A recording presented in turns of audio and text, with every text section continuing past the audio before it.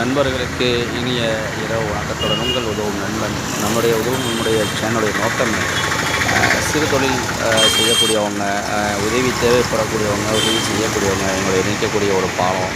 அதே நேரத்தில் சிறு தொழில் செய்யக்கூடியவங்களுக்கு ஆர்வம் ஊட்டுறது, அவர்களை பற்றின ஒரு வீடியோக்கள் எடுத்து போடுறது. இதுதான் இந்த சேனலுடைய அடிப்படை நோக்கமே. அந்த அடிப்படையில் தான் இப்போ நம்ம பார்த்துட்ருக்க இந்த வீடியோ.